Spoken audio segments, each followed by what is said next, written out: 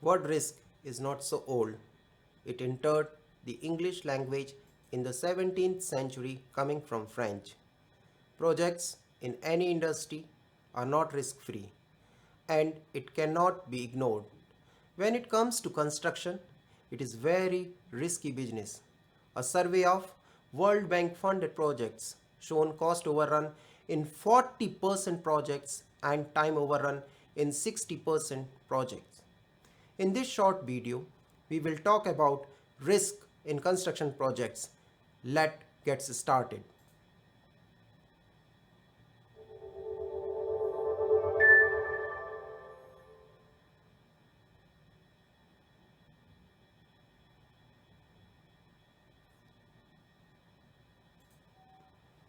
Risks are concerned with events that may or may not happen in the future. In other words, dealing with uncertainty. But outcome of events can be influenced by our actions. In reality, concept of risk can be applied to nearly every human decision making action. What is risk or how to define risk? Let us see the definitions. In project environment, risk of loss can be time overrun, cost overrun, injury to any person or damage to the project property. As per dictionary, risk is the possibility of loss or injury. Project management body of knowledge defines risk as an uncertain event or condition that, if it occurs, has a positive or negative effect on a project objective. Another definition, risk is a measure of the probability and consequences of not achieving a defined project goal. Occurrence of a risk can be an opportunity or threat in a given circumstances. So positive risks are opportunities and negative risks are threats. Positive risk is almost a philosophical thing. It is all in how you look at it. Many people are convinced it does not exist at all. Other thinks of positive risk as an opportunity. For example, a project has US dollar 10 million early completion bonus. Planning engineer determines that by augmentation of resources costing around US dollar 2 million, early completion can be achieved. This is an opportunity or positive risk. We need to care about risk, which may turn into problems. Also, we can reduce or avoid future problems by reducing their consequences or their probabilities. If risk is ignored, it results in increased cost, loss or reduction in profit, damage to reputation, and at worst, closure of the business or insolvency. We know that projects are complex and had many variables and constraints from inception to its completion throughout the project life cycle. These variables had some uncertainty and risk is effect of uncertainty. Construction project shares some common variables, so they also share common risk. Yet, risk treatment is peculiar to each particular project. Researcher and academics have identified as many as 100 different type of risk.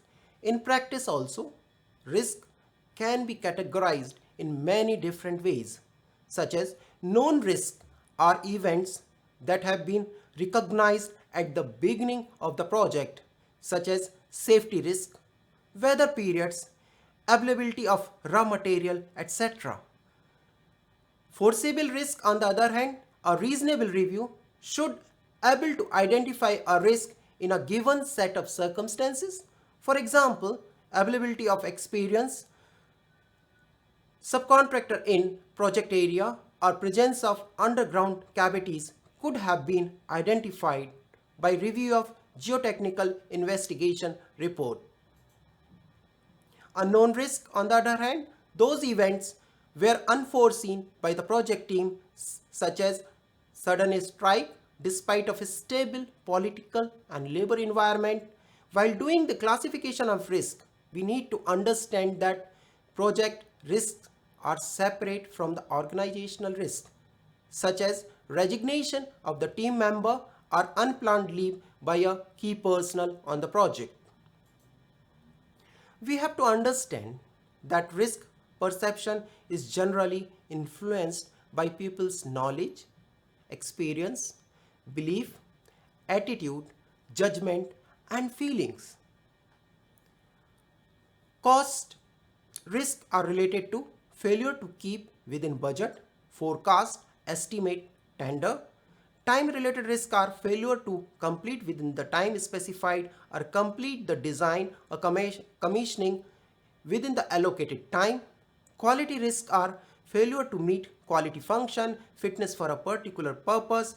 Procurement related risks are failure to receive the long lead items impacting cost and time both, and dispute risk originates from the allocation of the risk in contract form. Let us talk about different kind of risk.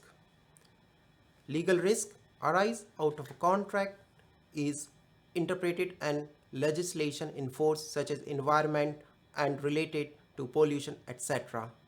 Dispute risk arise out of one-sided base scope contract and delay in settlement of contractors' genuine claims. Design related risks are result of error in design and failure to coordinate design among different disciplines. Majority of claims have their basis in defective and deficient drawings, design, and specifications. Late finalization of mechanical and electrical details is common risk and cause of delays on project. Constructability means the ease with which a project can be turned into a physical reality. These risks arise from site accessibility issues such as heavy lifts and work related methodology. Procurement risk relates to the selection of right form of contractor suitable to work in question. One single large contract or separate contracts at work package level. Biddability risk is related to misinterpretation of the tender documents about what is required at the outset of the project, especially in EPC project. Price expressly includes the things not shown on feed drawings, however, deemed to be included in the scope of works to achieve fit for purpose works. Construction risk relates to change in project owner requirements without extension of time, inclement weather for a large period. Generally, risk sources can be divided into external sources and internal sources. The external sources such as natural disaster, law changes, and internal sources are design errors, low productivity of subcontractors, irrespective of it is external or internal.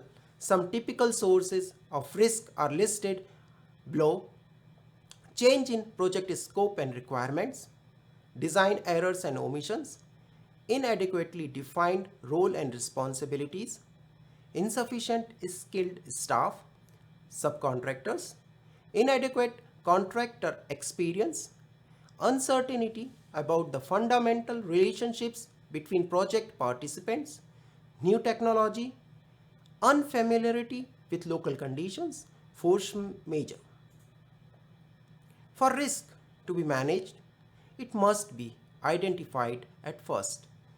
Once identified, risk is not so much a risk because the likelihood of its occurrence and the consequences of that occurrence can be assessed and steps can be taken to minimize its impact or accommodate it.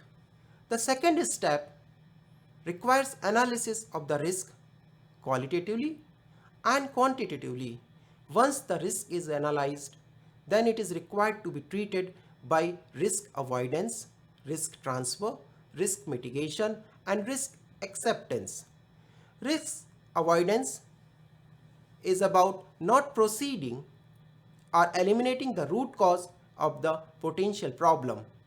Risk transfer is possible through insurance to insurance companies, through subcontracting to subcontractor, through modifying the contract terms and conditions to client or other parties.